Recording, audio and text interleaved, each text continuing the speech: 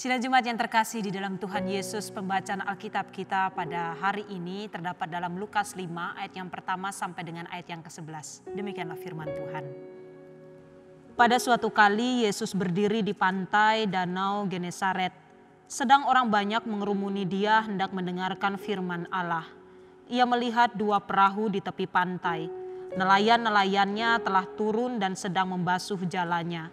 Ia naik ke dalam salah satu perahu itu, yaitu perahu Simon, dan menyuruh dia supaya menolakkan perahunya sedikit jauh dari pantai. Lalu ia duduk dan mengajar orang banyak dari atas perahu. Setelah selesai berbicara, ia berkata kepada Simon, "Bertolaklah ke tempat yang dalam dan tebarkanlah jalamu untuk menangkap ikan." Simon menjawab, "Guru, telah sepanjang malam kami bekerja keras dan kami tidak menangkap apa-apa. Tetapi karena engkau menyuruhnya, aku akan menebarkan jala juga." Dan setelah mereka melakukannya, mereka menangkap sejumlah besar ikan sehingga jala mereka mulai koyak.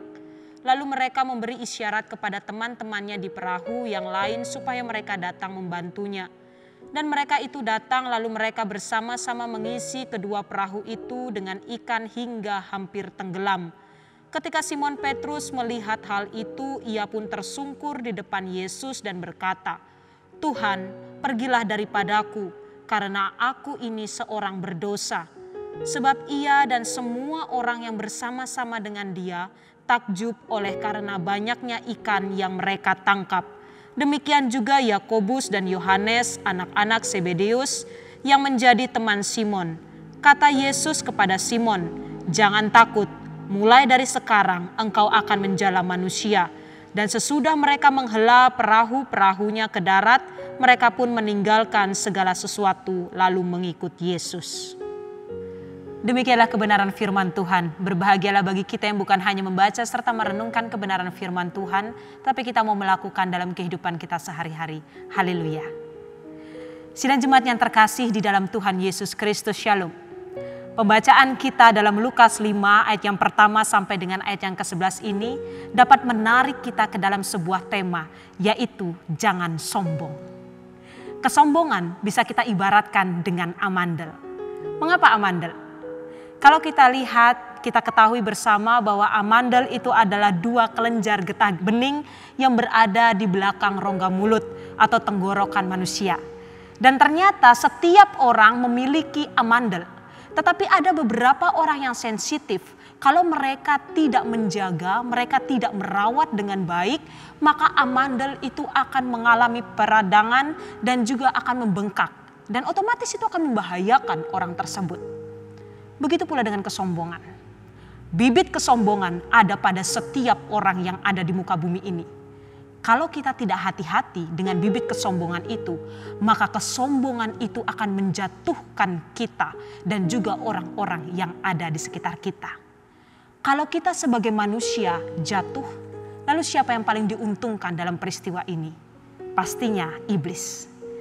Kita tahu bahwa iblis masuk dalam kehidupan manusia memiliki satu tujuan, yaitu menjatuhkan kehidupan manusia. Dan biasanya iblis akan menjatuhkan manusia dengan cara melemahkan kita sebagai manusia. Tetapi pada saat iblis melemahkan kita, toh juga kita tidak jatuh, maka iblis akan mengubah rencananya.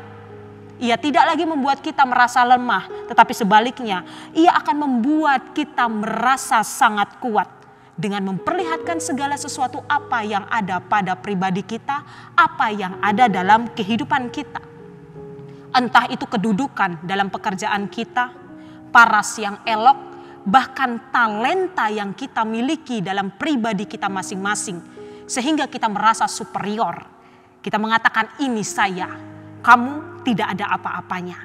Padahal sebenarnya pada saat seseorang masuk dalam kesombongan, ia tengah menjemput kejatuhannya. Karena kita tahu kesombongan adalah awal kejatuhan manusia. Oleh sebab itulah ada dua hal yang seharusnya menjadi prinsip dalam kehidupan kita sebagai orang percaya. Supaya kita tidak terlena dengan diri kita, lalu kita jatuh oleh karena kesombongan kita sendiri. Hal yang pertama, hal yang paling penting yang harus kita miliki sebagai prinsip kehidupan kita ialah Akui Tuhan dan pertolongannya dalam tiap jalan hidupmu. Kita ketahui bersama bahwa sebagai manusia, kita diciptakan sangat unik. Kita diciptakan berbeda satu dengan yang lainnya.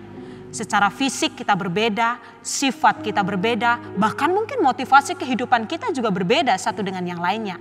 Tetapi sesungguhnya ada satu hal kesamaan kita dengan orang-orang yang ada di sekitar kita, yaitu kita memiliki kerinduan, kita memiliki impian, cita-cita bagaimana caranya supaya kita dapat menjalani kehidupan ini dengan lancar, proses kehidupan ini dengan sukacita, dengan damai sejahtera.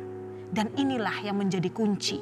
Kalau kita mau supaya jalan kehidupan kita lurus, mau jalan kehidupan kita penuh dengan sukacita dan damai sejahtera, akuilah Tuhan dalam kehidupan kita. Segala sesuatu, apapun yang kita lakukan, apapun yang ada pada diri kita, semua itu karena Tuhan. Bukan karena kepintaran kita sendiri. Bukan karena kehebatan kita sendiri, bukan juga karena kemampuan kita, termasuk keselamatan yang kita peroleh sebagai orang percaya.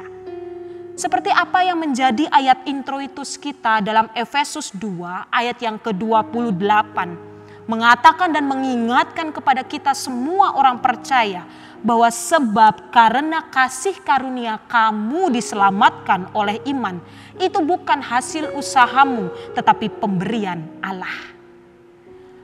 Dan apa yang menjadi bacaan dalam Efesus 2 ayat yang ke-8 ini tergambar juga dalam peristiwa terpilihnya Simon Petrus menjadi salah satu murid Yesus yang sudah kita baca bersama dalam Lukas 5 ayat yang pertama sampai dengan ayat yang ke-11. Siapa yang menyangka bahwa ternyata Simon Petrus menjadi murid Yesus.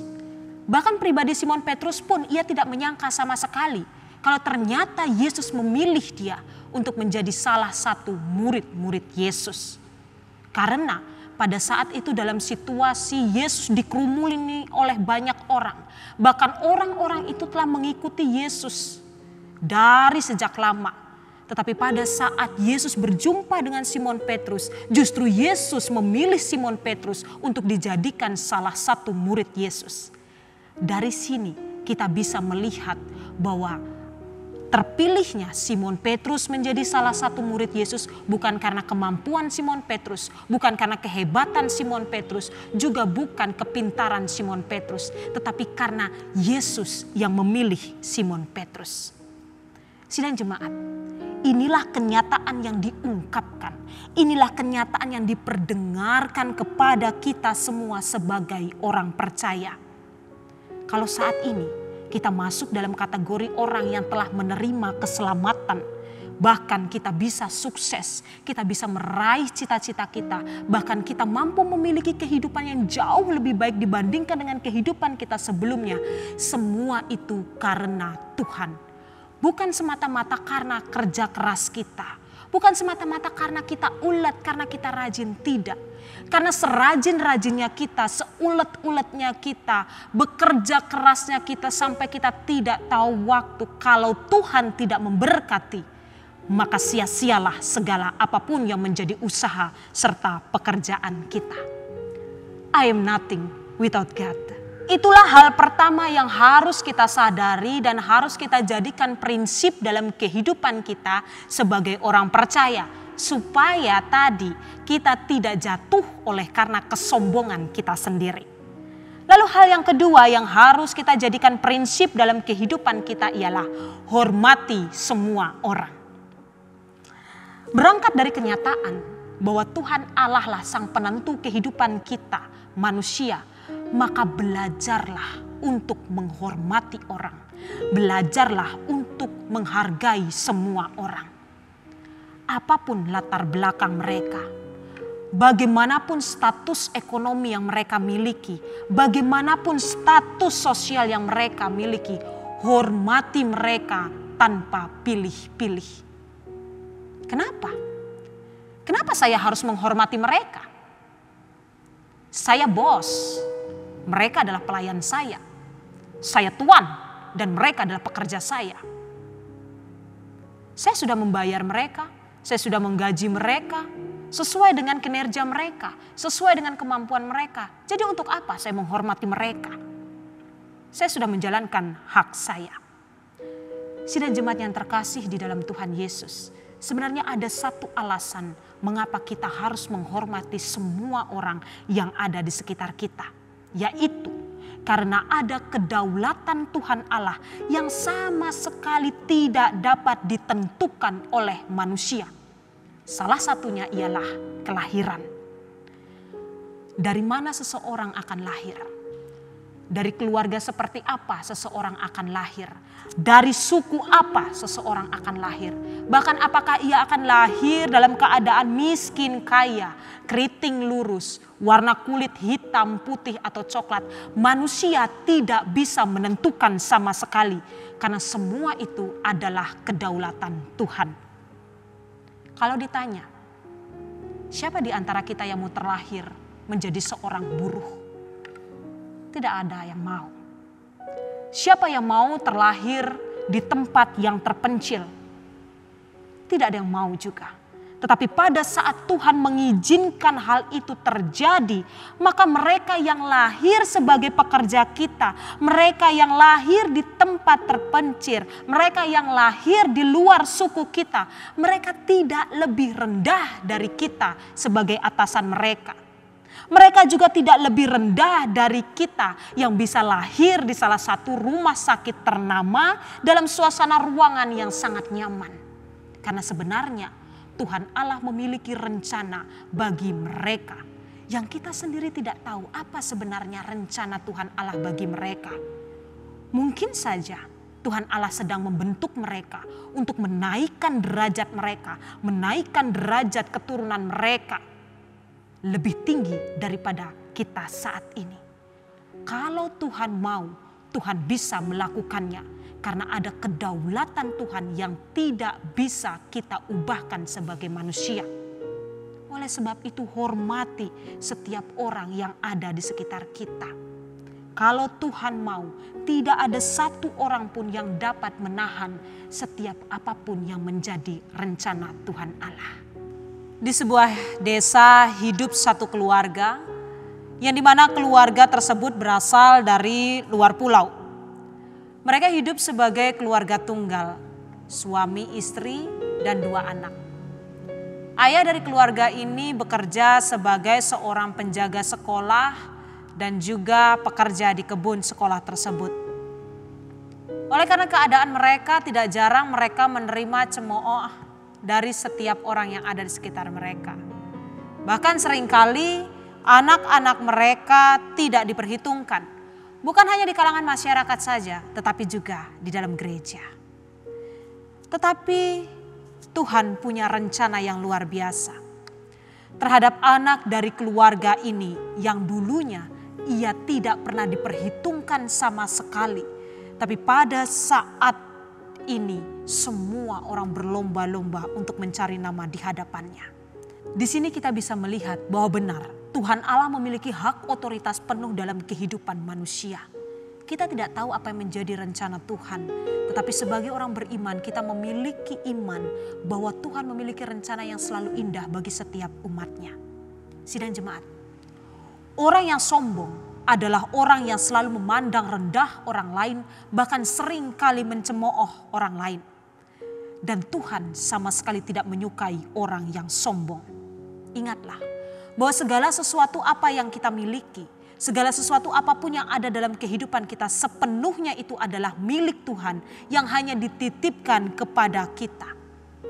Kalau apa yang telah Tuhan titipkan kepada kita tidak menjadi berkat bagi orang lain, justru menjadi batu sandungan bagi orang lain, maka kapanpun Tuhan bisa mengambil setiap apa yang telah Ia titipkan kepada kita, apa yang telah Ia percayakan kepada kita.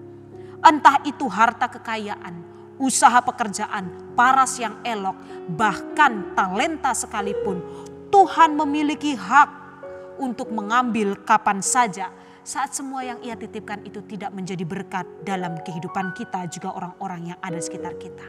Oleh sebab itu, sidang jemaat yang terkasih di dalam Tuhan Yesus, kalau saat ini hidup kita lebih baik daripada saudara kita. Ingat, jangan sombong. Semua yang ada pada kita ini bukanlah milik kita sepenuhnya, tetapi hanya titipan yang Tuhan Allah percayakan dalam kehidupan kita pribadi lepas pribadi. Tuhan Yesus memberkati kita semua. Amin.